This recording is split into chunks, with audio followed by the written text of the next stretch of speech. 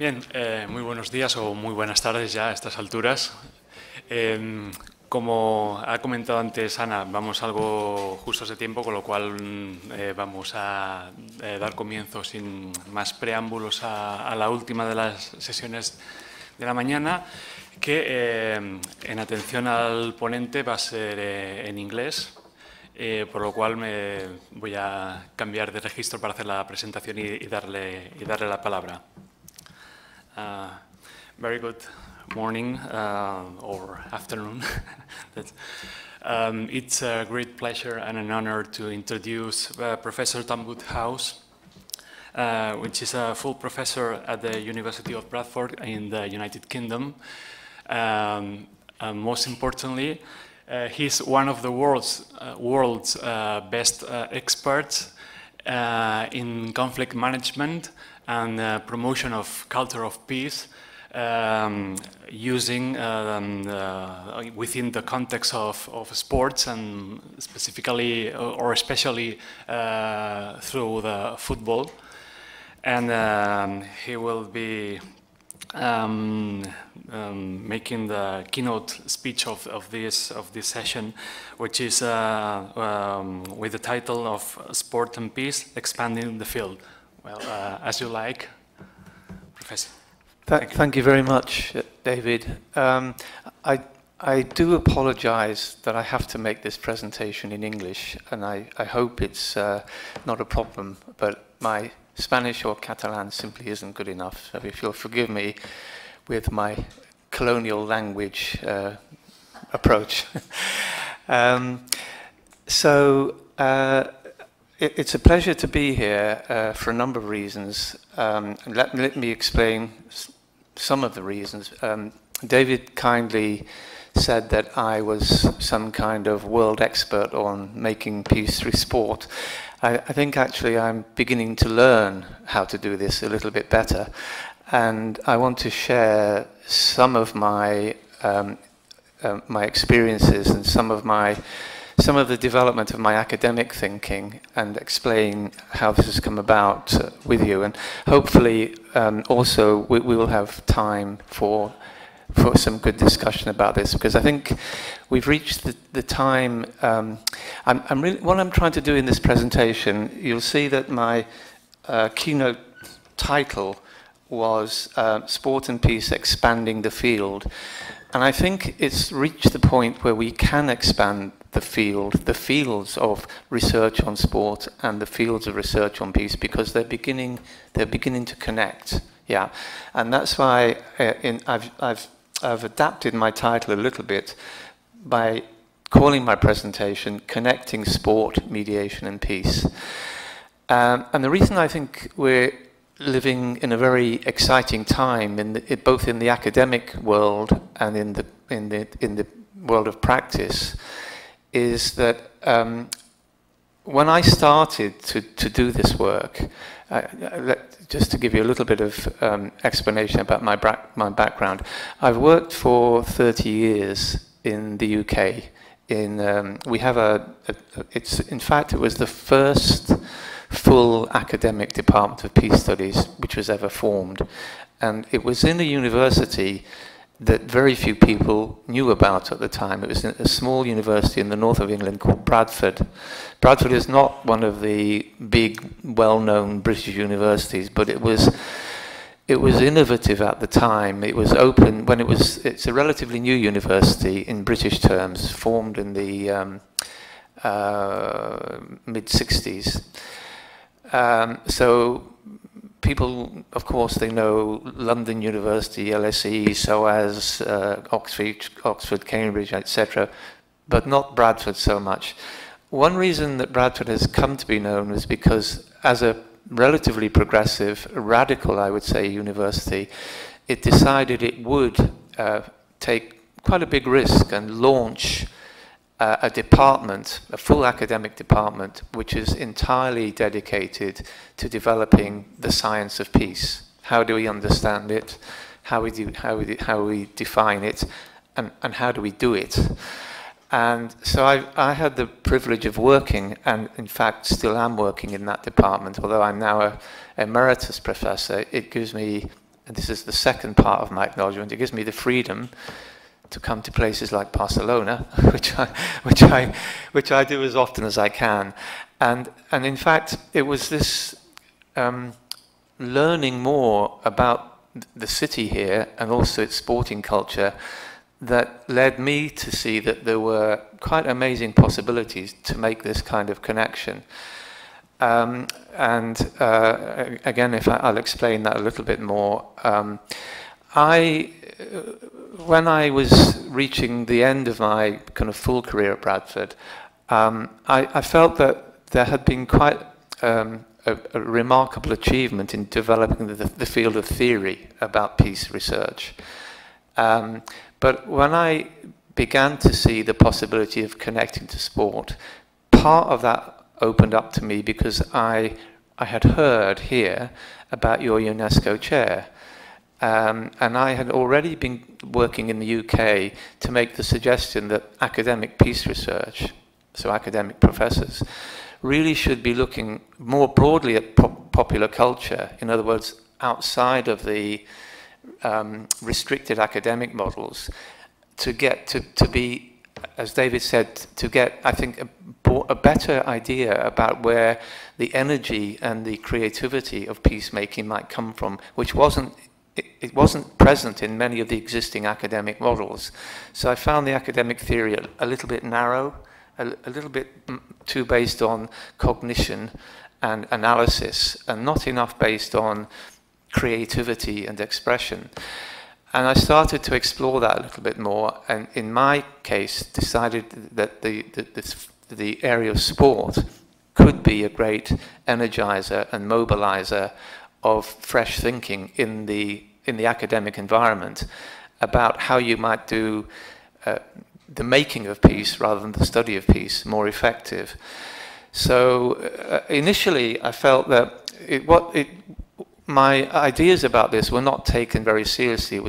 Sport was seen to be, and I think to many people is seen as a kind of marginal concern in the academic community. But the point I made right at the start of my introduction is that I now think that it's starting to be seen as something which is much more central. And I want to do a little bit of speculation about how I think this coming together, this merging of sport with peace research and mediation, the way you practice peace, how this is coming about. And I think what's happening is the kind of coming together of these two fields to create, well, I've given my subtitle, Building a Global Knowledge Hub, which might seem a little bit kind of crazy. You know, how do you build a global knowledge hub? But I think that drawing the sports networks and the peace building or peace research networks together is in fact creating a hub of knowledge, which I find incredibly exciting at the moment, and that's why, for me, it's a great privilege to be here today. Just to finish on my passion for Barcelona and the city, it actually emerges as Yolanda Antin, who is a friend and colleague at the back. She and I started to connect together some time ago when I realized that the Barca Foundation was doing quite, and everybody knows about the big stuff, you know, Messi and all the rest of it, but the actual educational work of the foundation here, it is inspirational and also innovative in much of its methodology. So I started to try and find out about it, and led to a very good connection with Yolanda and some of her colleagues in the foundation. And it gave me in a way more confidence to explore what the world of sport had to offer in the way in which it has developed these methodologies. So in the time I've got available, which I know is not very long, and it's also keeping you from your lunch, which I don't want to diminish too much of that time. Let me just run through how I see these connections are happening, but also, so that I think there's a kind of merging of knowledge paradigms here, and also there are lots of the kind of strategic shift in the knowledge base of peace research moving in its connection with sport. And there are also a lot of very exciting initiatives and projects out there. I just want to share in the more practical sense, what these initiatives and projects are, and also through discussion with Blanca and Anna, how the WOC in developing the UNESCO chair through another phase is actually well positioned to define some cutting edge theory practice projects, and we've already had some conversations about this. And so I want to share with you some of this theory and practice. So this slide just says that in a kind of orthodox way, sport has not been seen as a significant component of peace research, and this is the comment I made in starting. But I think if we begin to look at developing some of the kind of classic models in peace research, this one I think may be familiar to some of you, I think we can then see how we can populate these models with activities from sport. In other words, that it can broaden the field into constituencies and areas which the academic field, the academy, does not easily reach. It reaches other academics, it reaches policymakers, but it doesn't reach, for example, young people who are outside the education, the world of formal education. It doesn't often reach people embroiled in conflict zones. And I think in many ways sport can. And again, I want to share some of that with you. So the spaces, this is an important concept in peace research, that we have to populate spaces with peacemaking energies. And Johan Galtung, who is, I suppose, regarded as the founding father of peace research, coming from Norway, the Norwegian, he founded an institute called PRIO, Peace Research Institute Oslo, and also launched the first academic journal, the Journal of Peace Research. And he came up with, I think, this kind of attractive, quite simple model, that if we think about peace, we've got to think about making it in these four spaces. One is the global space of international politics, which is, I suppose, the way in which most of peace research operates in that global space, how we can create more peaceful relationships between sovereign states or ethnic groups in conflict, which are disturbing the global peace, if you like. It also operates, and I think a lot of what you've been talking about today, it operates in the social space. In other words, in organizations, in local politics, in communities, in culture. So we have global space, social space. We have personal relationships, what he calls the human space. And we need to be thinking about how we do peace in that space also. And I think with some foresight, he also defined what he called the ecological space, that there is a peaceful relationship to be developed there. That is the relationship between people, environment, ecology, planet. And that is, I think, now being seen to be with global warming and everything else, an important space in which we need to develop more knowledge about peacemaking. And in fact, there are some fascinating case studies here where sporting organizations are impacting positively on that ecological space. I can share some of that with you, if not in the presentation, over coffee or over lunch. I'll say this looks a bit complicated, but very quickly, basically all it's saying is that the field of peace research is trying to drive human behavior from the left side of this quadrant to the right side. In other words, we live in a world which is dominated in game theory thinking by non-zero sum or win-lose paradigm. So this dominates realism, conventional power politics. The whole orientation of peace research is to try and shift the thinking to the right. So you're looking at possible positive sum outcomes with a cooperative orientation. At the top side is the ideal. In other words, we can use mediation and conflict resolution skills to transform conflicted relationships into positive sum, win-win outcomes, to use a bit of jargon. But also, you can still have it seen as a zero sum where you have a loser, but it's bounded by rules. So in other words, competitive games contain the conflict by rules, and so sport essentially is a practice universally that is shaped and contained by agreed rules of behavior.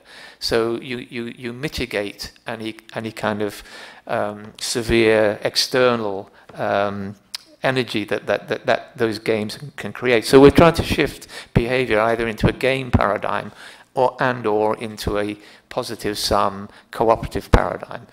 So that's a bit of the kind of bare theory of it. Now, very recently, again, I apologize for what might look a fairly complicated model, but I'm trying to make it explain it in simpler terms. I've started to work very recently with an organization called the Institute for Economics and Peace. And the Institute for Economics and Peace, they produce every year a thing called the Global Peace Index. In fact, yesterday I was in London. The 2018 index was launched in the British Houses of Parliament. And what the Institute for Economics and Peace have done is that they have developed quite sophisticated quantitative indicators of what makes societies and nations peaceful.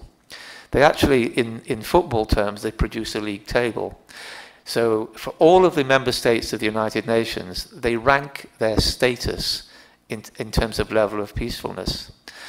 And if you were to guess, perhaps some of you already know this if you saw the launch yesterday, which nation state would you guess is the most peaceful on the planet at the moment, according to this index? Any ideas? Just throw any. Is it Spain? No, it's not Spain. No. Spain was doing pretty good last year, but it dropped in the low 20s. It's dropped now into the sort of mid 40s because of the issues you've got here at the moment. So it's not Spain. It certainly isn't England or the UK. Canada's pretty good. It's up there. It's actually Iceland. Yeah. And Iceland has topped these league tables for 2 or 3 years. But the whole point of this is to get a discussion about what makes societies peaceful. And I'm going to try and connect sport to this before I finish, which should be quite soon. Well, let me go back one little bit.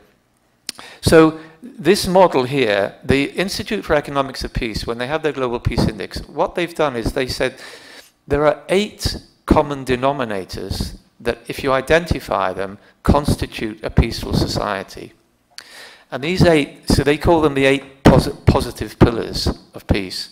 So if a community or a society or a state performs well around these 8 pillars, and they are well-functioning government, equitable distribution of resources, free flow of information, low levels of corruption. Now the next 3, which are 3 of the 8 elements of the 8-pillar model, I think these are crucial for how we connect sport and peace. Because if you also have acceptance of the rights of others, being good neighbours, if you like, high levels of human capital, which is a good educational culture, and good relations with neighbours. That's, in fact, acceptance of the rights of others is accepting incomers, for example, refugees. High levels of human capital is a comprehensive and high quality system of education and investment in that. And good relations with neighbours is, in fact, how you relate to external communities, to other cultures. And that adds up to a definition of what the IEP, the Institute for Positive Peace, calls a positive peace definition. What is positive peace? It is generating the attitudes, institutions, and structures that create the optimum environment for human potential to flourish.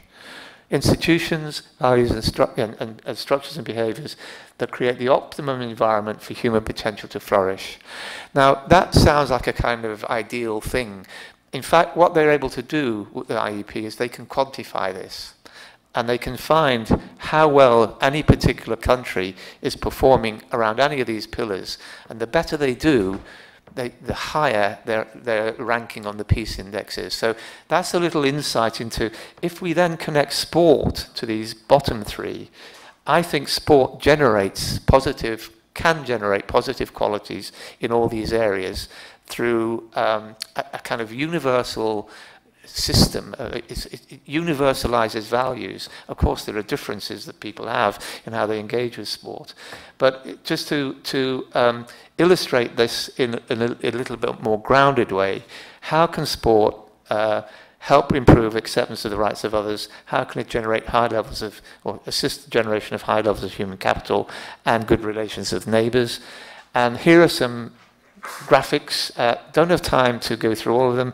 Let me just pick out one or two. In the UK, English football governance formed an organisation. They funded an organisation called Kick It Out, which is that top left on your screen. Well, 20 years ago, British football was diseased with racist behaviour and racist attitudes.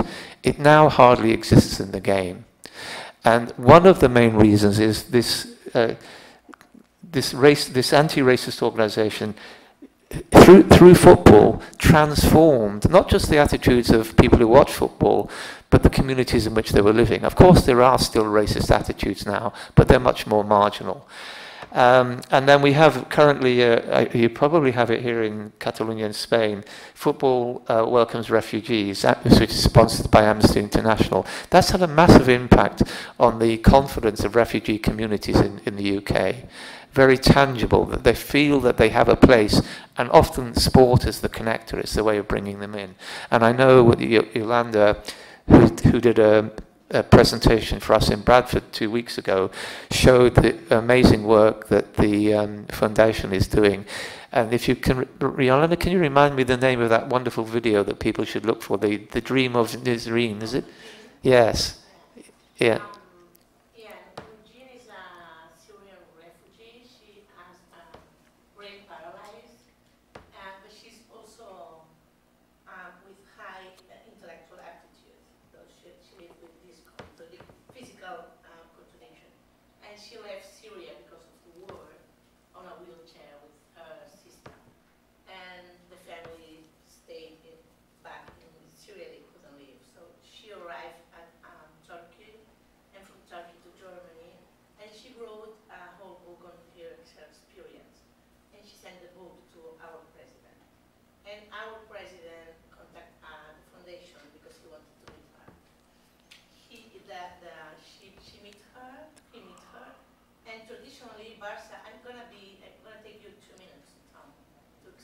Please, this is yes. So traditionally, Barça chooses one Christmas carol among the young members or the children of the members.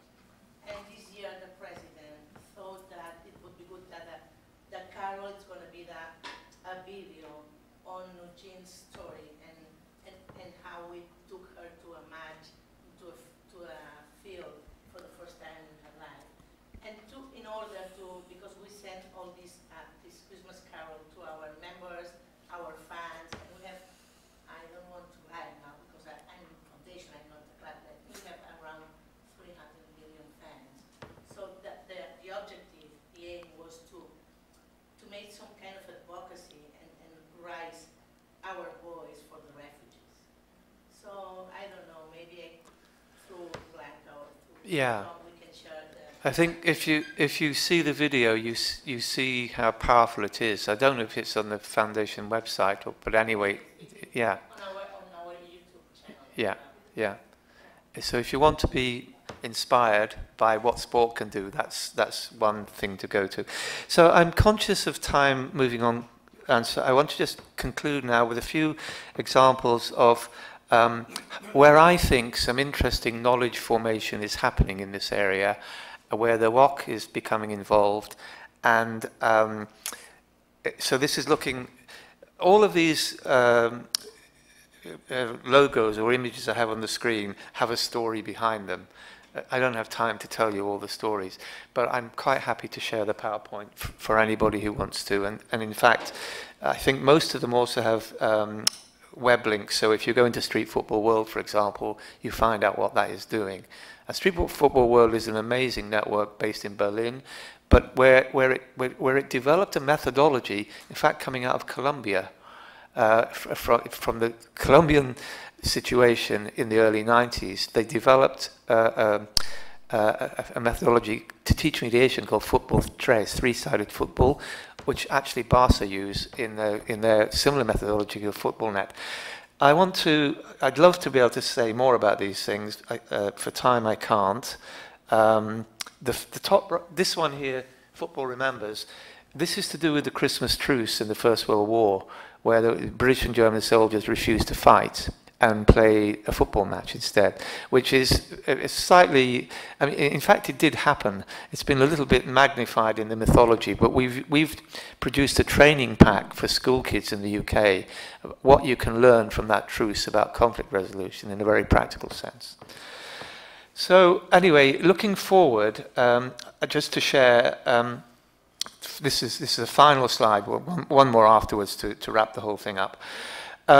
We've been working with Blanca and Anna and others in the UNESCO chair to try and get some funding which will do systematic research, because there's a lot of case studies about what football clubs do, but systemizing it and bringing it together in one place has not been done very well.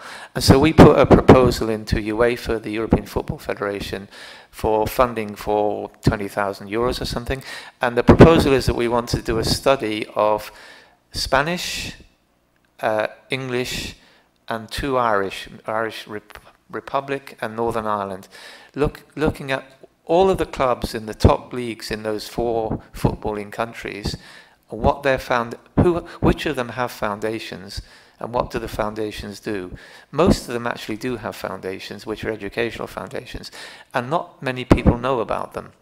It's simply not. I was at a meeting in London last night with the Football Association, and they're really worried that people have the image of the bad aspects of the game. So if they go to Russia, is there going to be racism? What's going to happen? But they don't know a lot of the everyday work that the clubs do in their communities. And I've already mentioned refugee integration through sport is quite prevalent in that. Now, I'm going to finish with these last 2 points. Teaching mediation skills and processes relevant to sport. In other words, connected with sport, you can get people thinking about how to mediate if you are clever about how you communicate the value of the idea. One thing I'm very excited about, so there is quite a big initiative around the world about the designing what I call smart cities. Cities in a way which are durable against the kind of threats that we are all facing about environmental degradation, impact of displaced people, populism, economic decline. How can the infrastructures of cities and their social and political relations survive these kind of pressures? And I was amazed to find about a year ago the city of London, which has actually got a Muslim mayor called Sadiq Khan. When he came into power, he said London is a multicultural city, it's a cosmopolitan city, but one of the problems is, I don't know how many ethnic groups or languages there are many of them, but they don't often, they live in compartmentalized areas. They're not necessarily fighting each other, but they're not very well connected. And there is a worry that this might spread misunderstanding and racism. So Sadiq Khan, he launched an amazing initiative called Sport Unites. And first of all, he made all the football clubs in London unite together to see how they could educate their communities. Because these clubs have got massive influence wherever they are. If you go to Arsenal in North London, all the people, whatever their ethnic background are, they watch the football. And if the football club can be kind of mentor or educator, you have a massive reach into that community. And what I'm doing separately so hopefully we'll do this more systematically, but I'm going around a lot of the English clubs, finding out exactly what they're doing and cataloguing it. And the more you see, the more impressed you get. And so Sport Unites, what London wants to do is to make itself a kind of flagship city which shows how sport can unite divided communities. They've just launched this in the last month, so it's not got into the popular knowledge yet, but they've launched it with about a £3 million budget behind it. So NGOs and community groups in London say, we would like to do a project using sport to connect. And then London says, okay, here's some money. That's the idea behind it. Final point is this one. So I talked about using sport to connect or to teach actual practical skills, and we have developed. I'm involved with a small project in Colombia where we've used a very simple 4-stage mediation model to befriend, inform, communicate, and evolve a values-led agreement. Because the currency of mediation in these are with kids in Colombia who are outside the mainstream. They're in vulnerable communities. They've not necessarily been fighting for the FARC, but they are vulnerable to getting engaged with gangs and drug culture and so on. And so this little mediation model, it shows them how in their community to resolve their own conflicts constructively and non-violently, and we have some very nice footage of how that's done. So they use the organisation that organises this is called Goles por la Paz, Goals for Peace, and they teach the kids trust, respect, teamwork, cooperation, tolerance, self-discipline, and these are actually the kind of values that the Barca Foundation have 5 similar to this. But you teach these values as a kind of social currency. And if the children disagree or fight each other, they're actually going against the values of this peace culture, and you can bring them back because they want to belong to this kind of sport network. So you have a kind of influence in that way. So I am sorry. But that should be enough because I think we're running into refreshment and lunchtime. But I'll stop there and thank you for your tolerance in listening to me in English and having to run through this fairly quickly. But I'd be very happy to talk more through the afternoon. Thank you, David. Thank you very much.